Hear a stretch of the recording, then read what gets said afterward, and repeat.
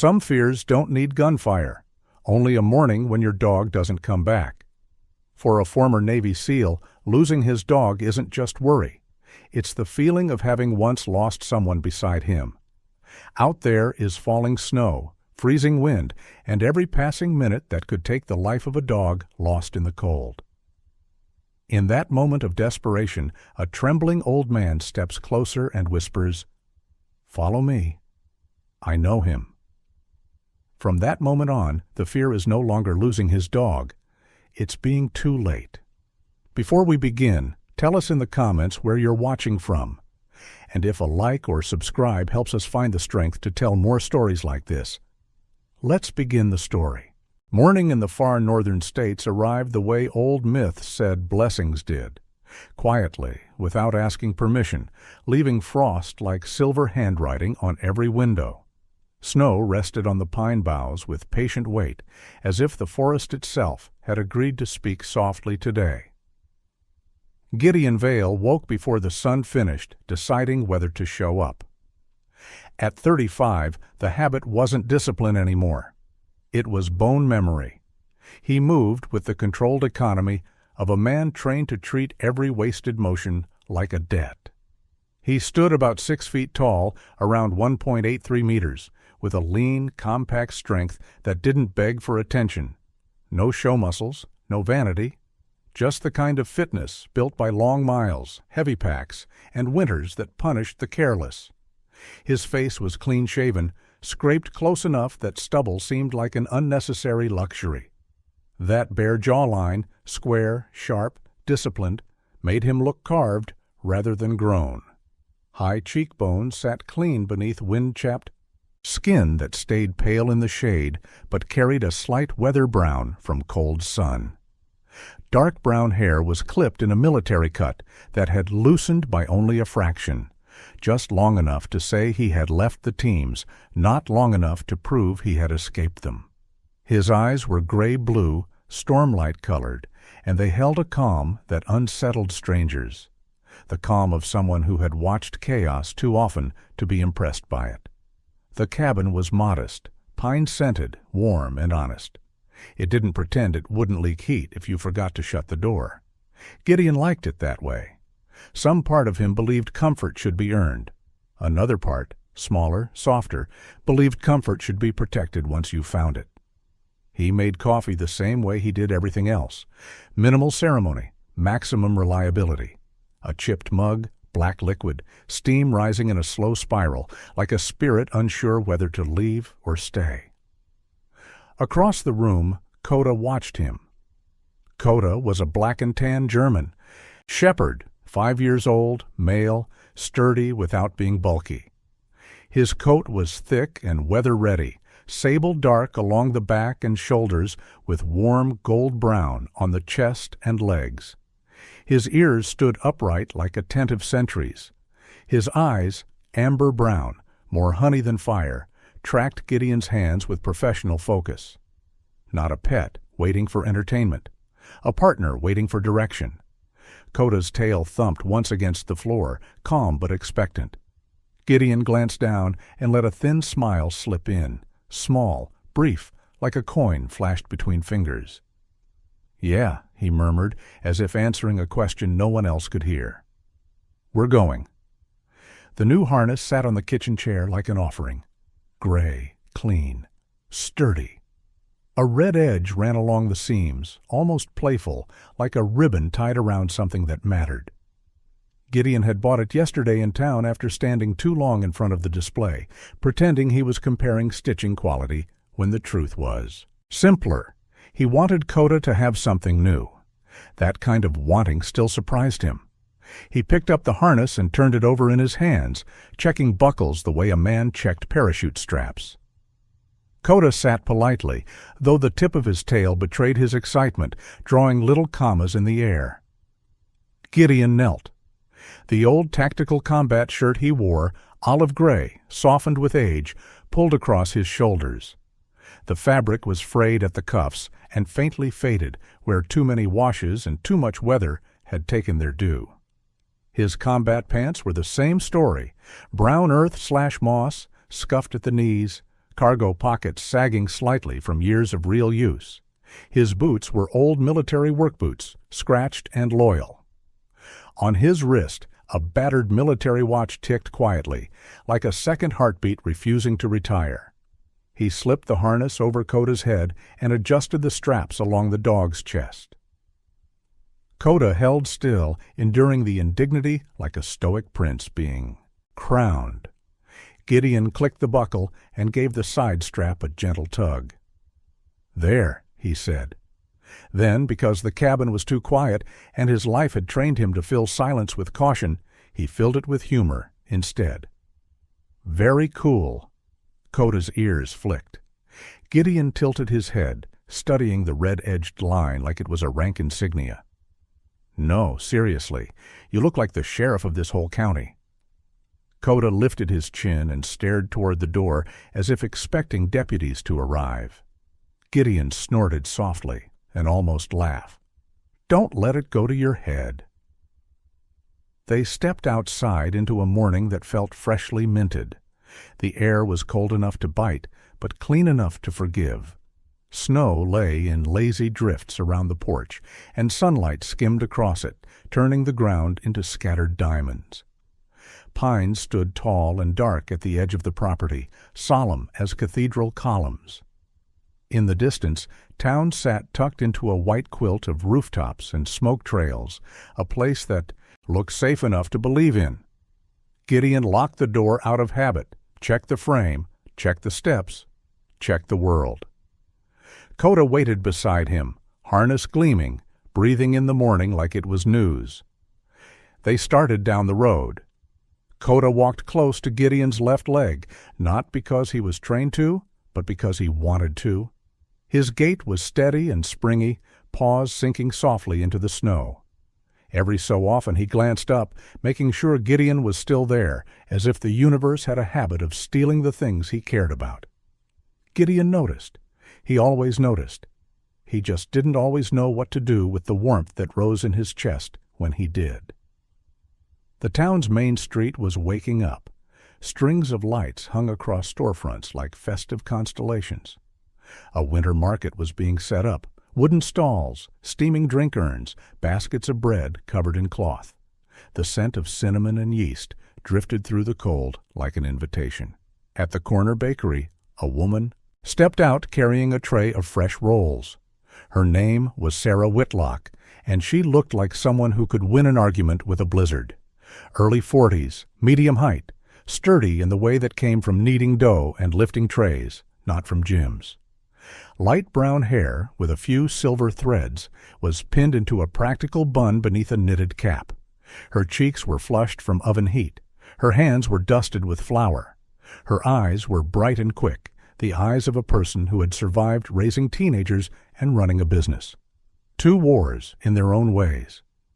She had a mouth that smiled easily and a voice that carried warmth even in winter. She spotted Gideon and Koda and grinned. "Well, look at that," she called. "New gear for the deputy?" Gideon lifted a hand in greeting, reserved but friendly. "Promoted him?" Sarah laughed and leaned down toward Koda, offering a small roll. "What do you say, handsome?" Koda accepted it gently. No snapping, no greed, then sat with perfect manners, as if to prove he deserved the title. Sarah's gaze flicked up to Gideon and softened in that town-way people sometimes did when they saw him. Not pity, not fear. Something in between. Respect mixed with curiosity. "You two heading out to patrol?" "Something like that," Gideon said. "Try not to arrest anyone for being too cheerful," she teased, and Gideon's mouth twitched again, almost a smile, but contained as if he didn't fully trust happiness not to break. They moved on, passing stalls where teenagers arranged hot cocoa packets and a little kid dragged a sled with the seriousness of someone hauling treasure. The town had its own quiet magic, familiar faces, familiar routes, the illusion that nothing truly bad could happen because everyone would notice. Gideon did not fully trust that illusion. He had been in places where people believed they were safe until the moment they weren't. Still, he let himself stand inside it for a while. Coda sniffed a pile of pine wreaths and shook snow from his paws. Gideon watched him with a tenderness he rarely permitted, a tenderness that felt, oddly, like a new muscle learning how to work. And then Coda stopped. Not stopped like he'd found an interesting smell. Stopped like a statue. His ears rose higher, his mouth closed, his tail lowered. His gaze fixed on something Gideon couldn't immediately see, a point farther down the street where the buildings thinned toward the woods. For a heartbeat, the market noise felt farther away, muffled by a hush that didn't belong to weather. Gideon's posture changed without his permission. Shoulders set, breath slowed. The old training came alive like a ghost stepping back into armor. "Coda?" Gideon said quietly. Coda didn't move. He stared as if the winter itself was telling him a secret. A gust of wind slid between storefronts, and with it came a thin, strange sound, metal tapping metal, like a tag striking a chain link. Then silence again. Coda let out a low, soft woof. Not a bark, not a growl. A warning held in restraint. Gideon followed the line of Coda's sight and saw a utility pole near the edge of town. A paper flyer clung to it, half covered in snow, flapping weakly. The photo on it was blurred by moisture, the text partly hidden by ice. Gideon felt an unexpected prickling along the back of his neck. It was absurd. Paper and tape, and winter. Yet something in Coda's stillness made it feel like one of those mythic moments when an animal refused to cross a bridge because it knew the gods were waiting on the other side. Gideon tried to laugh it off because humor was a shield, and he wore it whenever he could. "What is it? You see your competition?" Coda didn't react. Gideon stepped closer, brushing snow crust away with a gloved hand. A few words emerged. Missing. A phone number. The dog in the photo was indistinct, a shape more than a face, but Coda stared at it as if he could read it, the way sailors read storms. Another gust snapped the paper. For reasons Gideon couldn't explain, his heart gave a small, stupid thump, like it recognized something it wasn't ready to name. Coda finally moved, one step forward, then another, nose raised, scenting the air as if following a trail that didn't exist for humans. Gideon watched him and felt something old shift inside him. He had always believed he was the one keeping Coda safe. Now, for the first time, he wondered if Coda had been keeping him anchored, keeping him human, keeping him from drifting into the colder places in his own mind. Coda turned back and looked at Gideon, eyes steady, patient, and strangely insistent. "Pay attention," the look seemed to say. Gideon swallowed, throat tight. "All right," he murmured. "We're paying attention." The hush didn't vanish. It simply folded itself back into ordinary sound, like a curtain drawn. Back to the walk. They continued, but the day had changed flavor. The snow still glittered. The lights still hung like constellations. Yet Gideon's senses felt sharpened, as if the world had quietly reminded him that beauty didn't cancel danger. It only made you want to protect something. Near the butcher's shop, an older man waved from outside an auto bay across the street. Eli Rourke, late 50s, was broad-shouldered with a gray beard trimmed short and a face permanently shaped by squinting into engine bays and winter wind. His hands looked capable of fixing anything or breaking something if it deserved it. He was blunt, famously impatient, and secretly generous in the way that embarrassed him. He called out, "Gideon, your dog's got better fashion sense than you." Gideon glanced down at his worn boots, then back up. "Low bar." Eli barked a laugh, delighted. "If you ever want to dress like a normal human, my wife's got opinions she'd love to force on you." "I'll take my chances," Gideon said, and Coda's tail wagged, once as if he approved of Gideon's survival strategy. They walked past the last cluster of stalls. The town began to thin toward the roads that curved out into fields and tree lines. Gideon kept the leash loose, letting Kota move naturally, but his attention stayed sharp, tracking sound, wind, the subtle way Kota's ears rotated toward distant noises. Kota seemed content again, yet Gideon noticed something new, a subtle checking back, like Kota was measuring the world and Gideon at the same time. A bond, Gideon thought, wasn't just affection. It was responsibility. It was the willingness to be haunted by the possibility of loss. He didn't like that thought. It felt like a prayer you didn't want to say aloud because the universe might hear it. They reached a quiet stretch where snowbanks rose on either side of the road, and the trees stood closer, thicker. Gideon stopped briefly, watching the sky. The light had that late winter pallor, soft, pale, almost gentle, the kind of light that made everything look forgiven. Kota stood beside him, harness bright against his fur, the red edge catching the sun like a thin line of warning or promise. He couldn't tell which. Gideon rested a gloved hand on Kota's shoulder and felt the steady warmth beneath the thick coat.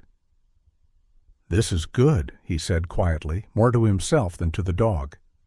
"This is enough."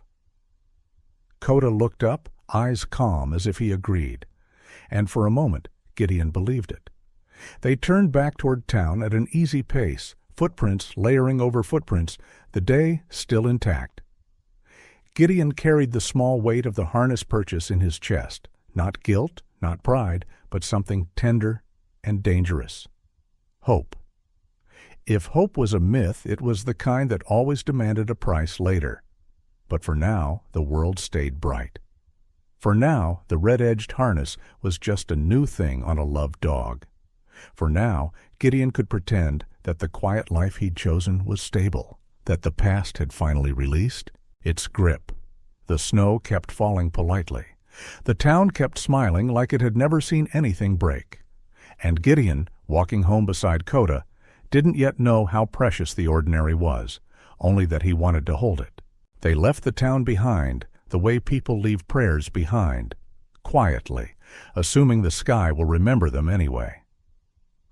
The road narrowed as it curved past the last friendly storefront and the last porch light that made winter feel domestic. Snowbanks rose on either side like pale walls, and beyond them the tree line waited. Pines standing tall and dark, solemn as old guardians who had seen generations of men arrive confident and leave humbled. Gideon Vale walked with the same measured pace he used for everything that mattered, steady, economical, deliberate. The new gray harness with its red edge rested cleanly against Kota's chest, bright against the dog's black and tan coat, like a small ribbon tied to fate. Kota moved ahead now, not pressing tight to Gideon's leg the way he had in town. Out here, his nose worked the air in slow, disciplined sweeps, and his ears rotated like living antennas, tracking small sounds Gideon couldn't hear. Gideon loosened his grip on the leash, not because he was careless, but because trust was part of how they survived each other. He had learned long ago that fear made hands clamp down too hard, and that clenching eventually broke something. The air smelled different at the forest edge. Less cinnamon, less smoke, more pine resin, more cold stone.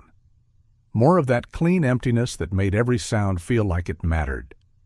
A few patches of old tracks crossed the snow, boot prints half softened by wind, a faint tire mark from some earlier vehicle, too blurred to read like a message. Gideon's eyes noted them anyway. His mind liked patterns. Patterns had once kept him alive. Kota's pace changed, not faster, not frantic, just longer in the stride, lower in the head, as if his attention had shifted from walk to work. Gideon watched him closely. Years in uniform had taught him danger rarely arrived with drama. It came quietly, disguised as nothing at all. An unnatural pause, a silence where birds should be, the slight wrongness of a shape among shapes. He had learned to read people by the smallest tells. A jaw tightening, a hand lingering too close to a pocket, a breath held a beat too long. With Kota, the tells were different, but just as precise. The dog's tail stayed low and steady. Not fear. Focus.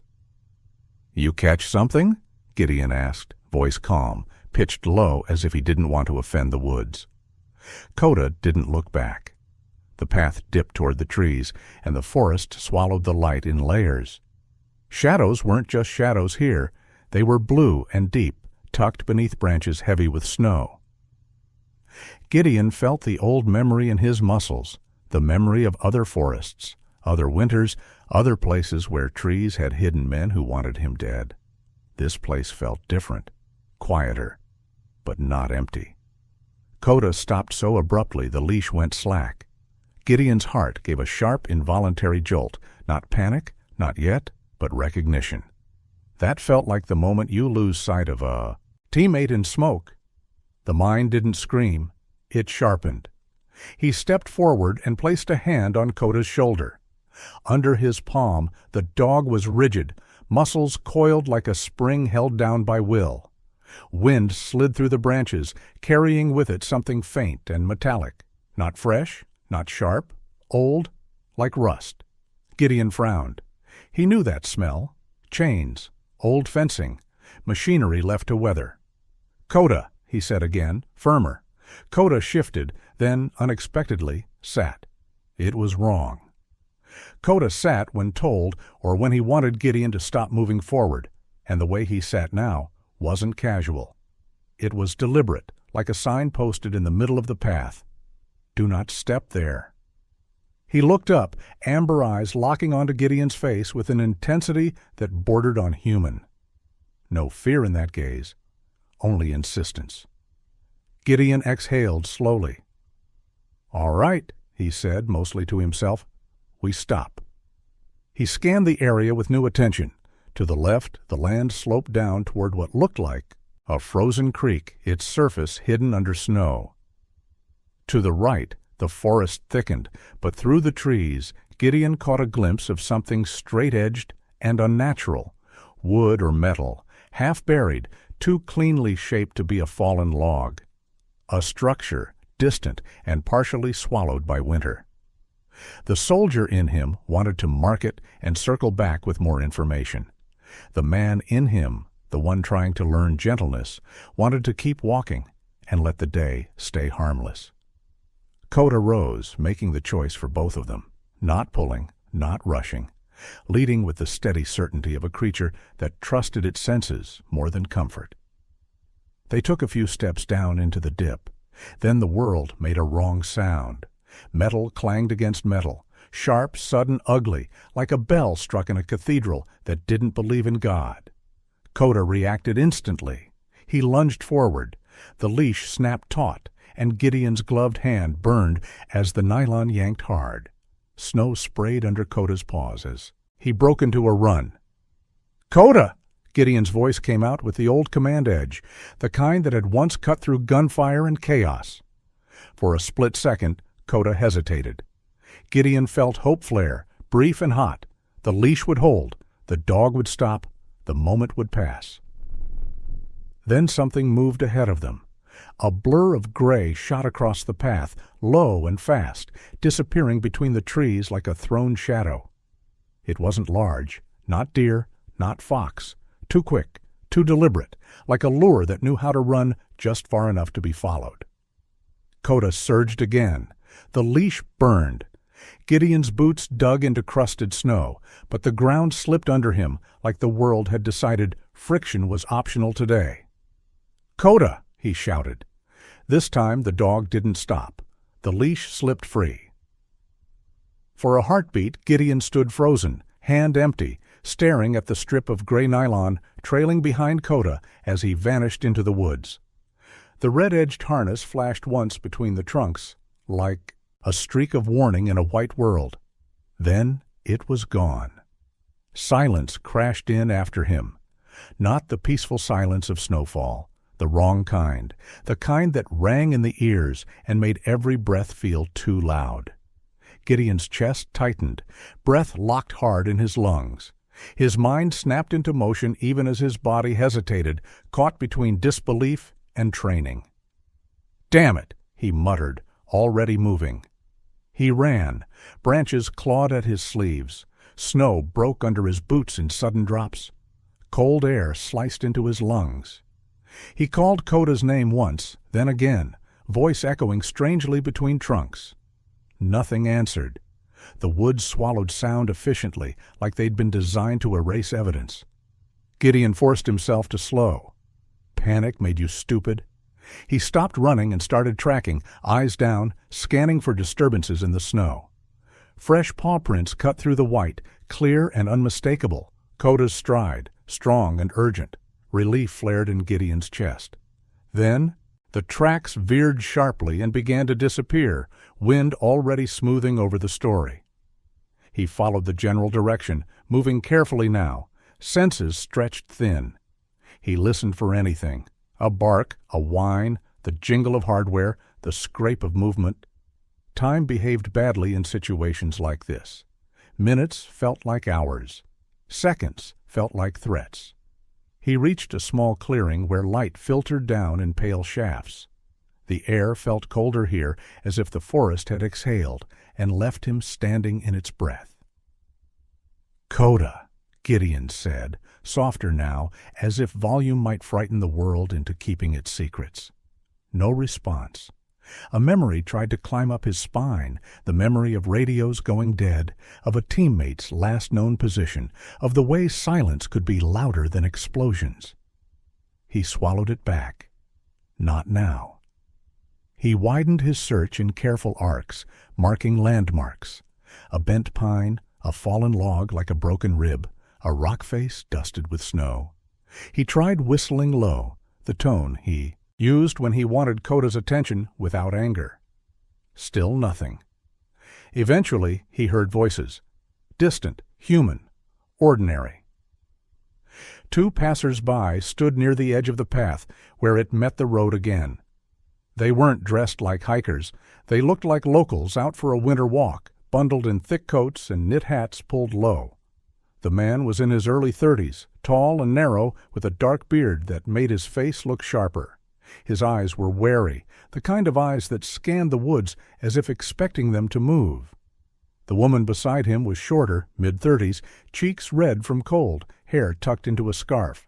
Her posture suggested she was trying to look calm while her hands kept fidgeting in her pockets. They startled when they saw Gideon emerge, breathing hard, snow-dusted, eyes too focused. "You okay?" the woman asked, voice tight. "My dog," Gideon said, forcing the words out cleanly. German shepherd, black and tan, gray harness with a red edge. The bearded man shook his head quickly. "We saw something run, fast, and there was a noise." He glanced toward the trees, reluctant to name what he meant. "Like metal." Gideon's jaw tightened. "Which direction?" The man pointed, uncertain. "That way, but—" He swallowed. "I didn't see the dog come back out." The woman's gaze softened with a helpless sympathy. "Maybe he'll circle back," she offered, the way people offer blankets to burning houses. Gideon nodded once, not agreement, but thanks for trying. He returned to the tree line, eyes sweeping, ears straining. He called again. Nothing answered. The cold seeped deeper into his gloves, into his wrists, into the small bones of his fingers. And then a single bark, one far off, muffled, cut short. Gideon's head snapped toward it so fast his neck ached. His heart slammed hard against his ribs. He took 2 steps, and the sound vanished, swallowed by wind and distance. He stood there, listening, body locked in, readiness. No second bark came, no jingle, no footsteps, no sign. The forest had taken Koda like a tide pulling back from shore, leaving behind only the ache of what had been there a moment ago. Gideon lowered his hand slowly, realizing he was still holding an invisible leash.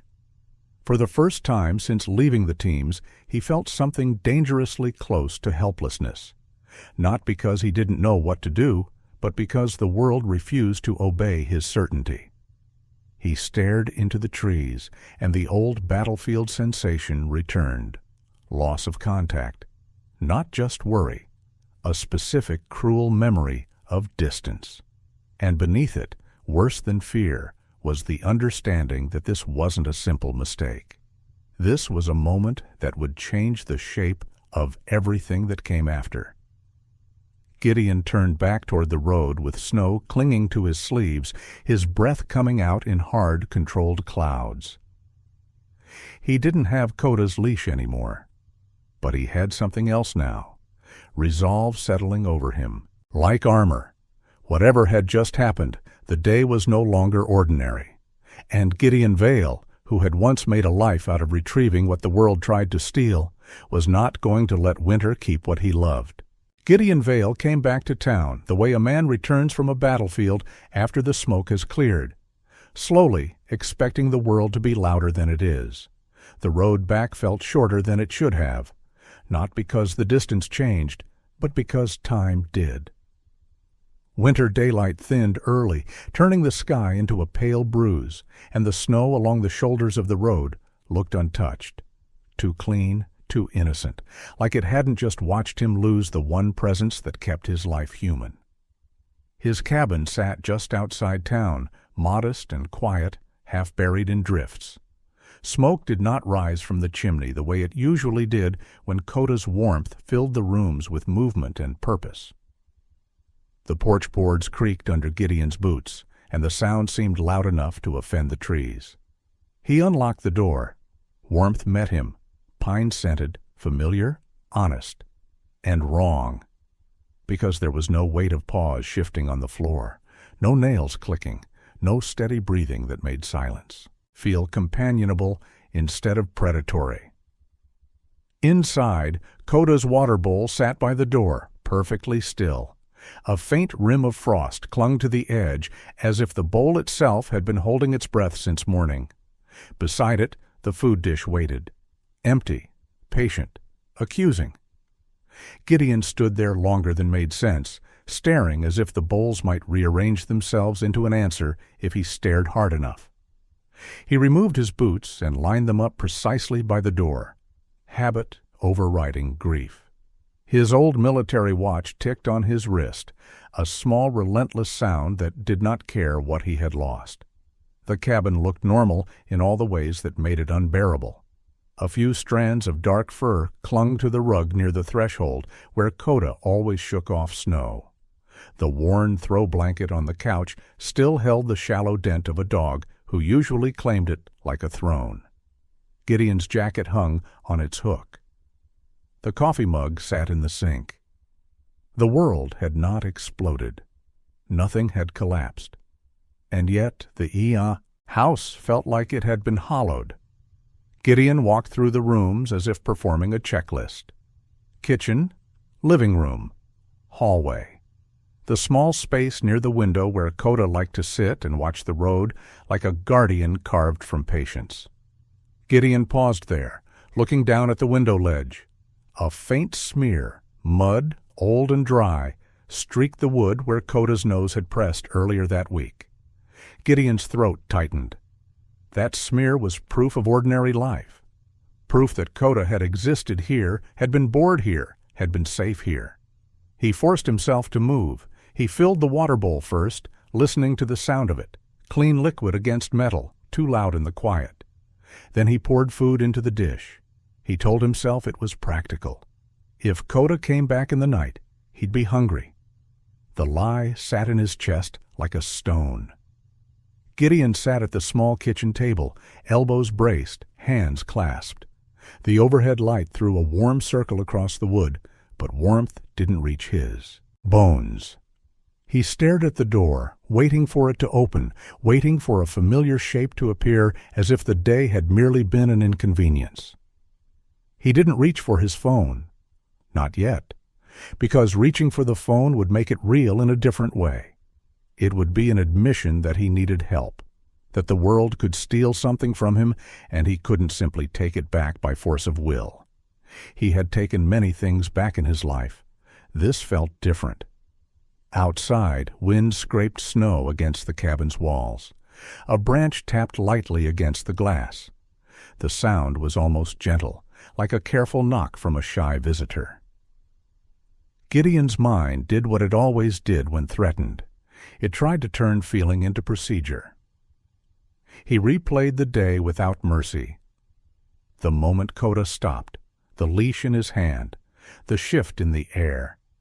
He examined every decision like a wound, searching for the point where he should have done something differently. He kept returning to the same sharp conclusion. He had assumed Kota would come back. Assumptions were how people died. A stronger thought followed, quiet, relentless. If Kota was out there in this cold, he didn't have the luxury of Gideon's pride. The knock came an hour after dusk. Gideon was already standing when it sounded, as if some part of him had been waiting for that exact rhythm. He opened the door. Mara Vale stood on the porch, snow dusting her shoulders and the edges of her hood. She was a few years older than Gideon, tall and slim in the way that came from long hikes and field work rather than any desire to look a certain way. Her dark hair was pulled into a practical braid that rested over one shoulder, a few strands escaping near her temples, like they'd given up arguing with winter. Her face was pale from the cold, but weathered, fine lines at the corners of her eyes earned by sun and worry, not time alone.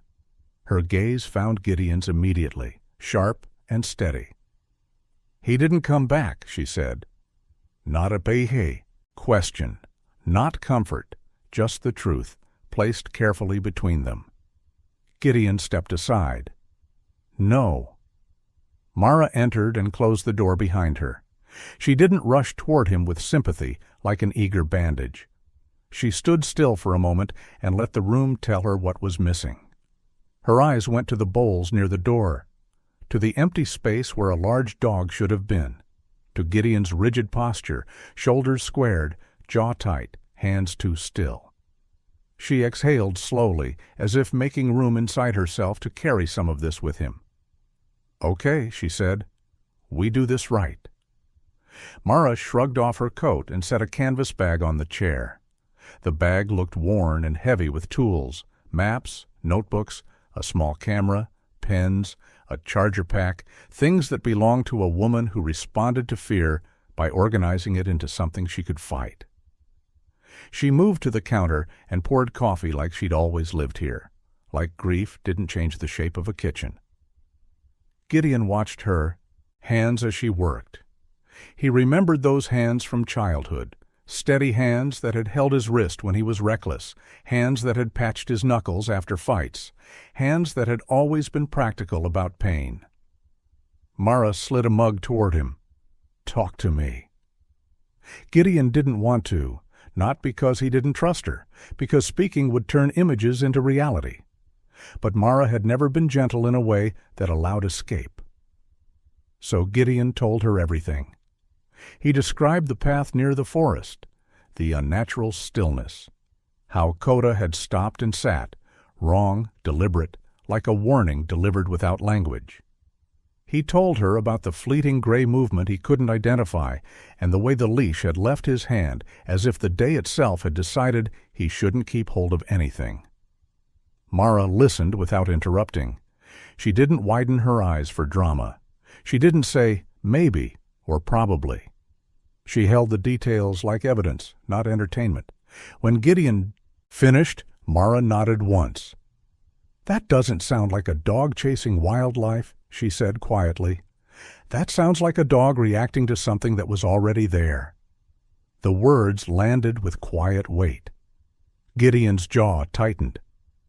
"I felt it too." Mara pulled her notebook out and flipped it open. "There've been reports," she said, voice low. "Not just lost dogs, missing dogs, the kind of missing that doesn't leave a trail long enough for people to pretend it was an accident." Gideon's eyes sharpened. "How many?" "Enough to make the shelter staff nervous," Mara said. "Enough that folks have started walking their dogs closer to town and calling it being careful instead of saying what they're really thinking." "And the police?" Mara hesitated, choosing her words. "They're watching, but they don't have enough. Small towns don't like to believe cruelty can grow here. It ruins the story people tell themselves to sleep at night." Gideon stared at his coffee as if it might turn into something useful. A cold thought moved through him. If there were others, then someone was doing this on purpose. Someone who understood timing, distance, fear. Someone who counted on silence. Mara's voice softened slightly. "You can't go back out tonight." "I know," Gideon said. He hated that he meant it. Darkness in Snow Country didn't forgive heroics. Visibility disappeared. Tracks vanished. The woods became a mouth. Still, his hands clenched on the mug until his knuckles went pale. And then the house did something cruel. From the hallway came a faint sound, metal tapping metal. A tiny familiar jingle. Gideon was on his feet before he knew he'd moved, chair scraping back, breath caught hard in his lungs. His eyes locked toward the dark corridor, every nerve lit. For one staggering moment, his mind believed it. Coda was here. Coda had come home. Coda was shaking snow off his coat, rattling a tag against a buckle.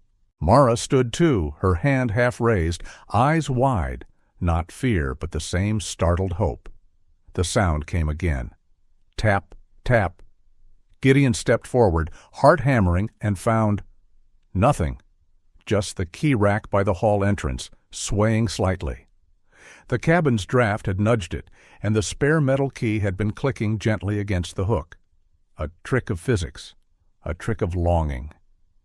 Gideon's shoulders dropped, but the drop felt like a collapse. Mara crossed the room and touched his arm, not restraining, just anchoring. Her voice was steady but softer now. "That's what this does," she said. "It makes your mind hunt for him everywhere." Gideon swallowed. "I can't stand this." "No," Mara agreed. "You can't, which is why we work." They made calls. Mara contacted the local clinic and the shelter, careful, efficient. Gideon listened, taking notes on times, locations, and names. They posted in community groups. They reached out to a volunteer search network that covered the northern stretches of the county. A woman on the line, tired, professional, kind, asked for details and promised a small team at first light.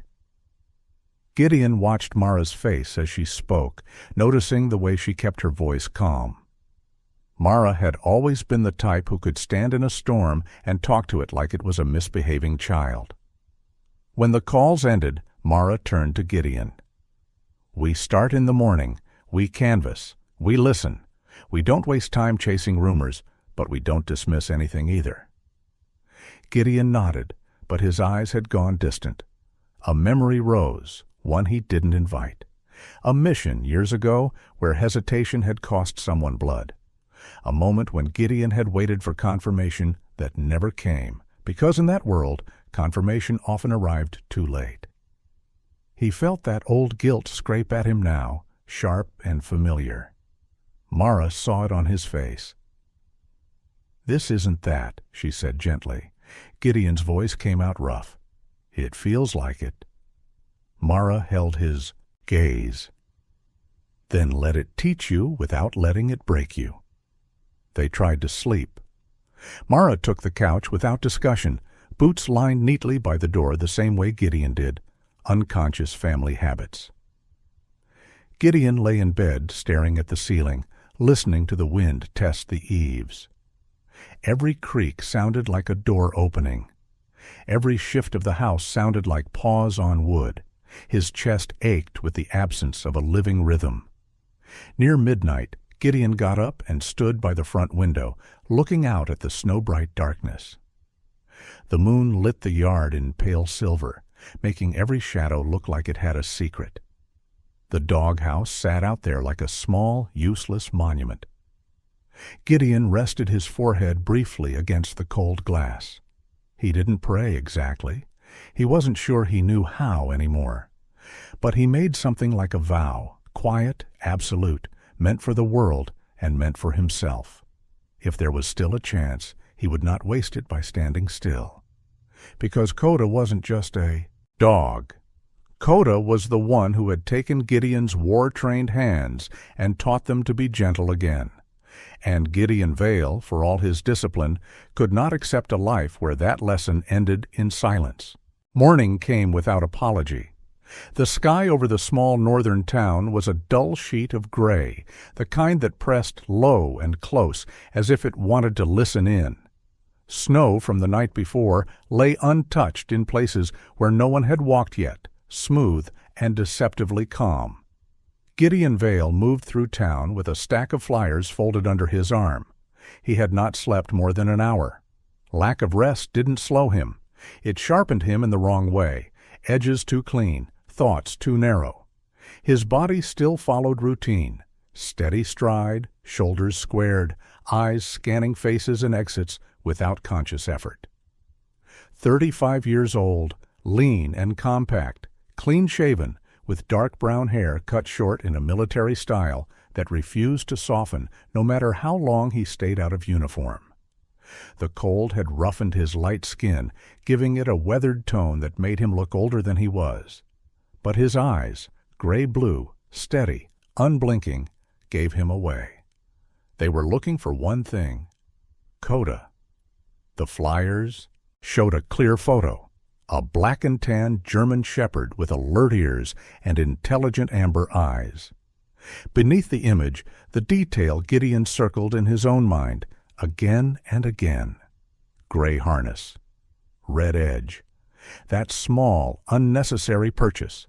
The first thing Gideon had bought for beauty instead of survival had become the loudest identifier. He stopped first at the bakery. Sarah Whitlock stood behind the counter, sleeves rolled up, flour dusting her forearms. She was in her early 40s, medium height, sturdy in the way that came from years of physical work rather than exercise plans. Her light brown hair, threaded with early silver, was pulled back into a practical bun, and her cheeks were flushed from oven heat. Her eyes were quick, kind, observant, the eyes of a woman who noticed changes in people even when they didn't announce themselves. She took one look at Gideon's face and knew. "Oh, no," she said softly when she saw the flyer. Her hand came up to her mouth without thinking. "Not Coda," Gideon nodded once. "Not yet." Sarah leaned closer, lowering her voice as if fear itself might overhear. "I'll ask around," she said. "People talk more than they think, especially when they're scared." Gideon thanked her. He meant it. He moved on. The hardware store, the post office, the small diner near the intersection where the road bent toward the woods. Each stop brought the same pattern: sympathy first, then distance. People shook their heads, frowned, offered guesses that didn't reach certainty. Some avoided his eyes entirely. By late morning, Gideon felt the shape of something forming, not information exactly, but reluctance. The town wasn't ignorant. It was careful. That was when he noticed the old man. He stood near the edge of the busier street, half in shadow, half in the thin winter light. He was small, narrow-shouldered, bent slightly forward as if gravity had decided he deserved more than his share. His coat was too large and too old, the fabric thinned at the elbows. His hands trembled even though he wore gloves, and when he shifted his weight, it was with the caution of someone whose body had learned pain the hard way. His face was deeply lined, not with softness but with strain. White hair clung thinly to his scalp beneath a knit cap pulled low. His eyes, pale, watery blue, kept darting around, never settling for long. Gideon approached slowly. "Excuse me," Gideon said, holding out a flyer. "Have you seen this dog?" The man glanced at the paper. At first there was nothing. Then his eyes caught on the harness. The red edge. Something broke across his face. Not surprise, not confusion. Fear. It was immediate and unfiltered. His breath caught. His fingers tightened around the edge of his coat as if he needed something solid to keep himself upright. Gideon felt it like a signal flare. "That's him," the old man whispered before he could stop himself. Gideon's heart kicked hard against his ribs.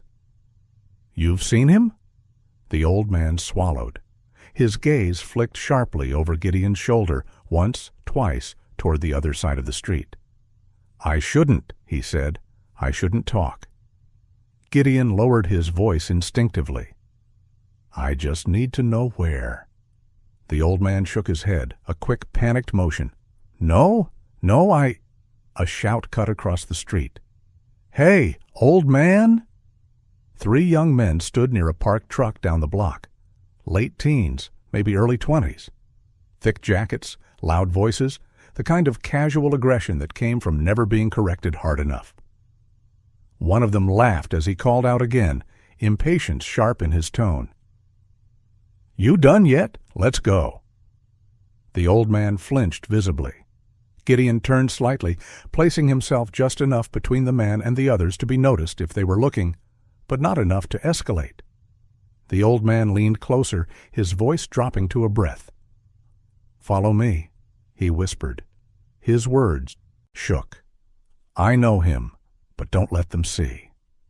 Then he turned and shuffled away, head down, moving faster than his body looked capable of. Gideon stood there for half a second longer, measuring risk the way he always had. This wasn't proof. This was worse. This was fear with a shape. Gideon took out his phone and sent one quick message to Mara. "I have a lead. Stay visible. Call police if I don't check in." He slipped the phone back into his pocket and followed the old man at a careful distance. They moved through side streets, away from the center of town. Snow crunched softly underfoot, and the noise felt too loud in Gideon's ears. The old man never looked back, but his pace faltered whenever voices carried too close. Gideon noticed details automatically. The way the man favored one leg, the way his shoulders tightened whenever a vehicle passed, the way he kept close to buildings as if walls could protect him. This was a man who had learned to survive by staying small. Halfway down a narrow street, the old man stopped abruptly. He didn't turn. "I didn't steal him," he said. "I didn't think you did," Gideon replied. The man's shoulders sagged just slightly. "They make it sound like helping is the same as choosing sides." Gideon kept his voice even. "Sometimes it is." The old man turned then, eyes shining with unshed tears that froze quickly in the cold. "I didn't have a choice," he said. "Not at first." Gideon studied his face, every line, every tremor. This wasn't a man playing a role. This was a man carrying guilt he didn't know how to put down. Before Gideon could ask more, footsteps echoed from the far end of the street. The same young men, laughing, closing distance. The old man's face drained of color. "Go," he whispered urgently. "Not here." He slipped down an alley without waiting.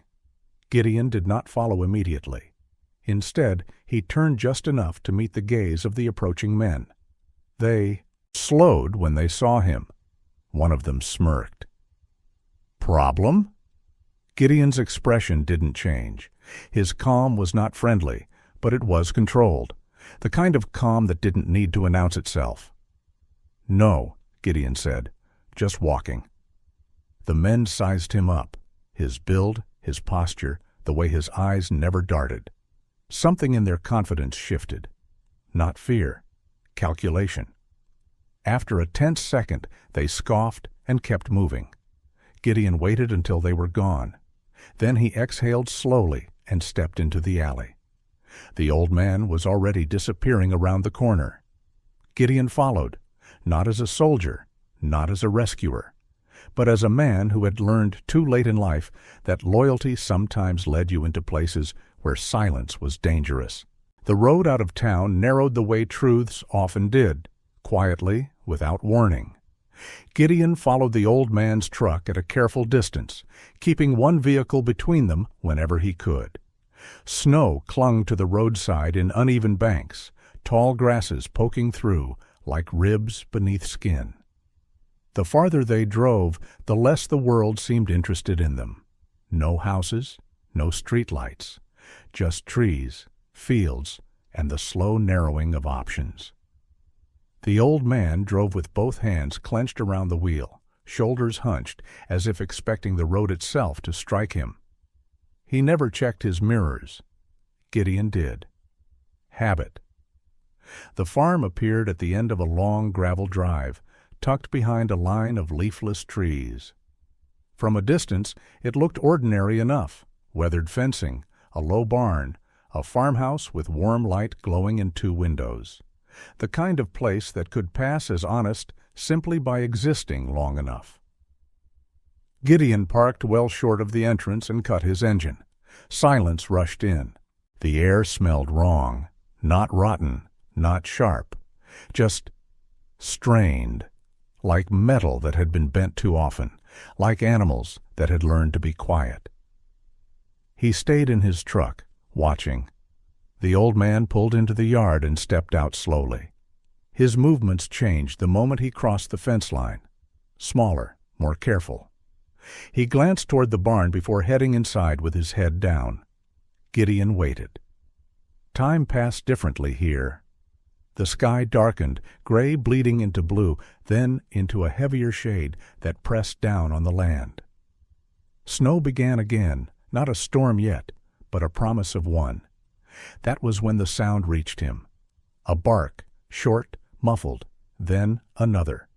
Multiple voices this time, dogs, overlapping, anxious, cut off too quickly. Gideon's jaw tightened. He did not move yet. Night arrived without ceremony. A truck pulled into the yard, headlights briefly illuminating the barn doors. 2 men stepped out, young, broad, loud in the careless way of people who believed they were. Untouchable. They spoke to each other with easy familiarity, laughed once, then disappeared inside. The barking rose, then stopped. Gideon exhaled slowly through his nose. This was no lost dog situation. He waited until the yard went still again. Then he moved. He approached on foot, keeping low, using the trees for cover. Snow softened his steps, swallowed sound. The barn loomed closer now, its wooden siding scarred by years of weather. Light leaked from gaps in the boards, faint and unsteady. Inside, the smell hit him full force. Fear, urine, blood, metal.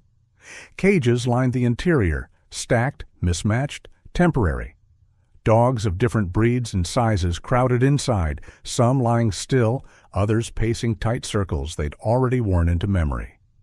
Many bore fresh wounds. None barked now. They had learned better. The old man stood near the far wall, filling bowls with shaking hands. He moved quickly, eyes darting toward the door every few seconds. When he reached one cage, he paused, longer than the others, murmuring something Gideon couldn't hear. Gideon followed his gaze. Coda. The gray harness with the red edge was unmistakable even in the low light. Coda lay on his side, ribs moving shallowly, fur matted with frozen blood. One ear twitched weakly at the sound of footsteps. His eyes were half closed, unfocused, but alive. Gideon's chest tightened so hard it hurt. He forced himself to breathe. This was not the moment to rush. He pulled his phone out slowly and began recording, hands steady, framing wide shots first, then details, cages, injuries, faces when they appeared, evidence, weight, leverage. A low sound escaped Coda's throat. Not a bark, not a whine. Recognition. Coda's eyes opened just enough to find him. Gideon felt something old and dangerous rise in his chest. Not rage, not panic, but the same cold focus he'd known on nights when men's lives depended on restraint more than speed. He stayed still, stayed quiet. Because if Coda could recognize him in this darkness, then whatever held them here had already underestimated them both. The door banged open. One of the young men stepped inside, irritation sharp on his face. "Why are they so damn quiet tonight?" The old man flinched. "Cold?" he said quickly. "They're cold." The man snorted. "Good. Less noise?" He moved down the row, boot nudging a cage hard enough to make it rattle. A dog inside whimpered and fell silent. The old man's hands clenched. Gideon shifted his weight. A metallic clatter echoed as his boot brushed an empty feed tray. Too loud. The young man spun. "What the—" The old man moved faster than Gideon expected. "It was me," he blurted. "I dropped it. I'm sorry." The man struck him across the face without hesitation. The sound cracked through the barn. The old man fell hard, glasses skidding across the dirt. "Useless," the man snarled. "You're getting sloppy." Gideon raised his phone. The flash fired. White light. Everything froze. Gideon stepped forward into the open. They stared at him, disbelief flashing first, then amusement. "Well, I'll be damned," one of them said. "You lost?" Gideon met their eyes, calm and deliberate. "Those dogs don't belong to you." Laughter. "There's more of us," the man said, "and you're alone." They rushed him. Gideon fought efficiently, brutally, but numbers mattered. A blow caught his shoulder, then another. Hands grabbed him from behind. The old man cried out, "Stop, please!" They used him as leverage. Gideon froze. They bound Gideon's hands and dragged him out back toward the open shed beyond the barn. Snow had begun falling heavier now, wind cutting sharp across exposed skin. They tied Gideon to a post beneath the overhang. Then they brought Koda out, bound at the chest, rope biting into fur, suspended just enough that his paws barely brushed the ground. Gideon lunged. The rope snapped tight. "Behave!" One of them sneered.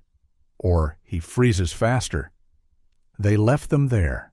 Snow thickened. Wind howled. Gideon pressed his body as close to Koda as the restraints allowed, angling himself to block the wind. He whispered constantly, not words, just sound. Presence. Koda's eyes fluttered open again. They met. And even in the cold, even in pain, Koda knew. Gideon's strength bled out slowly, carried away by the storm. The last thing he felt before darkness took him was Koda's head pressed weakly against his chest. Cold was never just temperature. Gideon learned that long before this night, learned it in deserts where the heat stole reason, in oceans where water pressed the breath out of lungs, in mountains where air thinned until every decision mattered more. Cold was not pain. Cold was subtraction. It took things away quietly, starting with sensation, then strength, then time.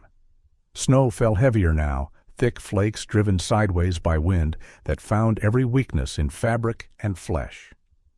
Gideon hung bound to the wooden post beneath the shed's overhang, wrists numb, shoulders screaming where rope bit into skin. Each breath scraped his throat raw. Across from him, too close and not close enough, Koda hung suspended by a rope looped cruelly around his chest. The red-edged harness was stiff with ice. Koda's body trembled in small, involuntary waves. His hind paws brushed the frozen ground but could not take weight. His breath came in short, shallow bursts, fog puffing weakly into the air. Dark, fur clung together in wet clumps where blood had frozen. Gideon leaned forward as far as the restraints allowed, angling his body to block the wind. "Stay with me," he murmured, voice barely louder than the snow. He did not know if Koda could hear words anymore, so he let rhythm do the work. Sound, presence, familiar cadence. The men were gone, for now. The farmyard beyond the shed lay empty, lights dimmed, the barn doors shut. Somewhere inside, dogs whimpered once, then fell silent again. The night swallowed everything else. Gideon closed his eyes for a moment and forced inventory. Fingers, numb but present. Toes, burning, then dull. Core, still warm enough to matter. Time was the enemy.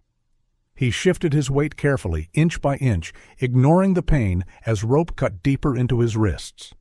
His shoulder protested sharply, a reminder of old injuries that never truly healed. He welcomed it. Pain meant awareness. Awareness meant control. Koda's head lifted weakly. One amber eye, opened. Recognition flickered. Not excitement, not relief, but something steadier. Trust.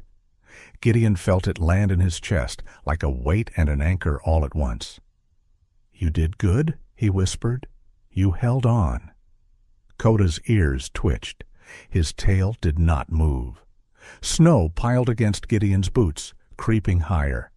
The wind shifted again, finding a new angle, stealing heat faster now. Gideon leaned further, pressing his shoulder and chest toward Koda's side, sharing what little warmth he could generate. The rope creaked. Gideon froze. Not the men, just the wood contracting under cold. Still, every sound mattered. Minutes stretched, or hours. He could no longer tell. His thoughts drifted despite his efforts to keep them sharp. Memories surfaced uninvited. The first night after he'd brought Koda home, the dog circling twice before settling at the foot of the bed, ears alert even in sleep. The way Koda learned routines faster than Gideon realized he depended on them. The silent agreement that neither of them would ever sleep alone again. That promise pressed harder than the cold. Koda shifted. Not a tremor this time. A choice. With visible effort, Koda angled his body, pressing his shoulder and neck closer to Gideon's chest, sacrificing balance to share warmth. The rope bit deeper into his fur, but he held the position, breath hitching. Loyalty was not instinct. It was decision. And in that moment, weak, injured, freezing, Koda chose Gideon anyway. The realization struck Gideon harder than any blow. He bowed his head until his forehead rested against Koda's, careful not to jostle him. Snow melted briefly where their warmth touched, then froze again. "I'm here," Gideon said, more to himself than to Koda. "I'm not going anywhere." The world narrowed. Cold gnawed at his edges now, creeping inward. His hands stopped hurting entirely. That frightened him more than pain ever could. He forced his fingers to move, flexing them against the rope, tearing skin, welcoming the sting. Focus. Stay. Somewhere in the distance, a door slammed. Footsteps crunched, voices muffled, irritated. Gideon lifted his head, vision swimming slightly as dark shapes moved across the yard. The men returned, silhouettes blurred by snow and poor light. One of them laughed. "They still breathing?" Another stepped closer, squinting. "Looks like it." "Won't be for long." They did not sound angry. They sounded bored. One man, tall, thick-necked, beard rimed with frost, knelt briefly near Koda, inspecting him the way one checked cargo. He smelled of tobacco and oil, his eyes flat and practiced. "Stubborn mutt," he muttered. "Should have gone quiet by now." Gideon met his gaze. The man paused, surprised by the clarity in Gideon's eyes. "Still got fight," he said with a grin. "That's going to make it worse." He stood and turned away. "Leave them," the other man said. "Storm'll do the rest." They walked back towards the barn, laughter fading into wind. Darkness reclaimed the shed. Gideon exhaled slowly, carefully, conserving what little strength remained. Koda sagged suddenly, legs buckling. "No," Gideon whispered, panic slicing through discipline. He shifted, taking more of Koda's weight against his chest and shoulder, muscles screaming in protest. The rope cut cruelly into Koda's fur, but it kept him from collapsing entirely. "Stay," Gideon said again. "Stay with me." Koda's breathing stuttered. Gideon felt his own pulse slow, too slow. The edges of his vision darkened, tunneling inward. He recognized the signs with detached clarity. Hypothermia, confusion next, then sleep. Sleep was death? He focused on Koda's heartbeat instead, pressing his ear as close as he could. Faint, uneven. But there, he counted breaths. 1, 2, 3. Snow buried his boots completely now. The wind roared. Somewhere far away, too far to matter yet, a sound cut through the storm. Not voices. Sirens. Distant, uncertain. Gideon did not react outwardly. Hope was dangerous. Hope distracted. He stayed where he was, body curved protectively around Koda, holding him upright with failing strength. His arm shook, his vision dimmed. Coda stirred again, muzzle nudging weakly at Gideon's chest, as if confirming something. Gideon smiled, a small, tired thing. "That's it," he murmured. "You're not alone." The last thing Gideon felt before darkness claimed him was warmth, not from the storm, not from his body, but from the steady pressure of Coda against him. When he lost consciousness, his hand was still resting over Coda's heart. Consciousness returned to Gideon in fragments. Sound came first, muted, rhythmic, not wind this time. A steady beeping, distant but insistent, like a metronome marking time he hadn't meant to lose. Then smell, antiseptic, clean and sharp, layered over something warmer beneath. Fabric brushed his skin. Sheets? Hospital? His eyelids felt too heavy to lift. His body felt hollowed out, as if the cold had carved something from him and not bothered to put it back. When he finally forced his eyes open, the light was dim, filtered through pale curtains that moved slightly with circulating air. He turned his head an inch. Pain flared and settled. Mara sat beside the bed. She looked smaller than he remembered, not physically, but in posture, shoulders curled inward, hands clasped tight in her lap. Her dark hair was pulled back hastily, loose strands escaping around her face. She hadn't slept. The skin beneath her eyes was bruised with exhaustion, her lips pale. She was smiling. And crying. "Hey," she said, voice unsteady but real. "Easy." Gideon tried to speak. His throat burned. "Coda," he rasped. Mara let out a breath that sounded like it had been held for days. She nodded quickly. "He's alive." The words hit him harder than the cold ever had. Alive. His chest tightened painfully, not from injury, but release. He closed his eyes for a second, grounding himself, then opened them again. "Where is he?" "Here," Mara said softly. "They're bringing him in." As if summoned by the words, the door opened. A uniformed officer stepped through carefully, cradling a bundle of blankets in his arms. He was a man in his early 40s, broad-shouldered, but gentle in his movements, his dark beard trimmed short and flecked with gray. His expression carried the quiet gravity of someone who had seen enough pain to handle it respectfully. Inside the blankets, amber eyes blinked open. Coda. He looked smaller like this, too thin, fur shaved in. Places, an IV line taped carefully along his leg. His body was still, exhausted beyond resistance. But when his gaze found Gideon, something unmistakable stirred. Recognition. His tail thumped once, weak but deliberate. Gideon pushed himself upright before anyone could stop him. His body protested sharply, monitors chimed in alarm, but he didn't care. The officer stepped closer, lowering Coda gently onto the bed beside him. Gideon's hands shook as they found Coda's head. "You're here," he whispered, voice breaking despite himself. "You stayed." Coda's nose pressed faintly against Gideon's chest. His breathing was shallow but steady. Warm. Real. Coda lifted his head just enough to rest his muzzle over Gideon's heart. The gesture was small, instinctive, but exact, as if Coda needed to confirm something before allowing himself to rest. Gideon felt the weight of it settle, not just physical, but symbolic. A quiet answer to every moment of doubt, every second of fear in the snow, not one step apart. A nurse entered then, a woman in her late 30s with cropped blonde hair and calm blue eyes. Her movements were efficient, practiced, but gentle as she checked Coda's lines and Gideon's vitals. "He's stable," she said. "Hypothermia? Dehydration? Trauma? But he's strong." She glanced between them, something soft crossing her face. "They both are?" Time moved differently after that. Doctors came and went. Questions were asked. Statements were taken gently. Later, when Gideon could speak without shaking. Mara filled in the gaps, how the police had moved fast once she called with proof, how they'd tracked the farm, how the old man had finally told everything. They were already watching, she said quietly, just waiting for the right moment.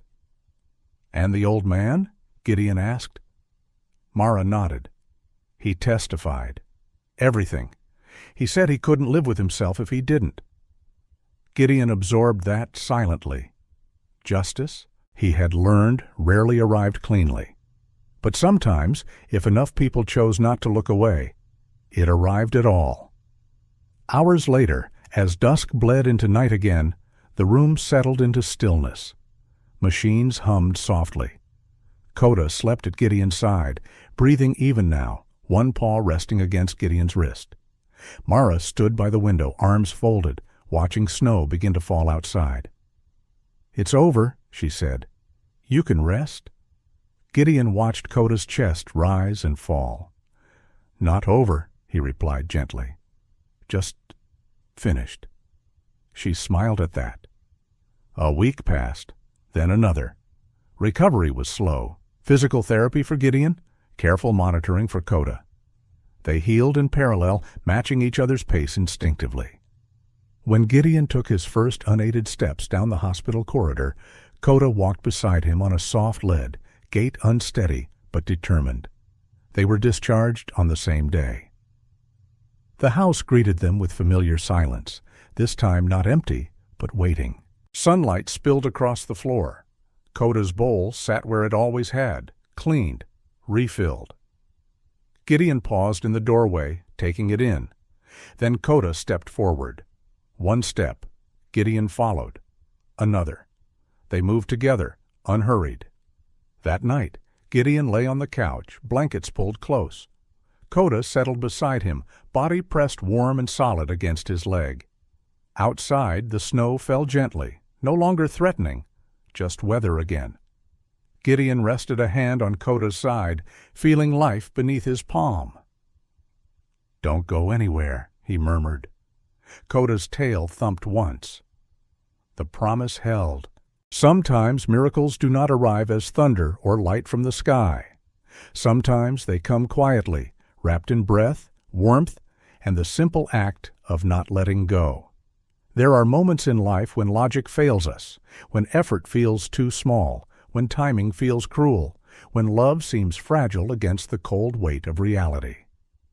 And yet, again and again, something unseen steps in, not always to erase the pain, but to give us just enough strength to endure it. Faith is not believing that nothing bad will happen. Faith is believing that even in the darkest hours, we are not abandoned. Maybe it was God who guided the rescuers. Maybe it was God who kept a heart beating through the cold.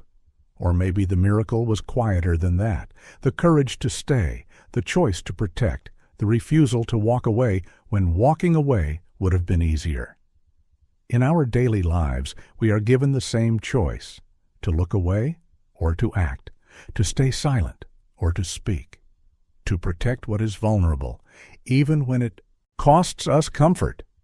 If this story moved you, let it be more than a moment of emotion. Share it with someone who needs hope. Leave a comment if you believe that compassion still matters in this world. Subscribe to the channel if you want to keep choosing stories that remind us of what it means to be human. And wherever you are, whoever you are, may God watch over you. May He protect those you love. May He give you strength when you feel weak and light when the path is hard to see. Hold on. Miracles often arrive one step at a time.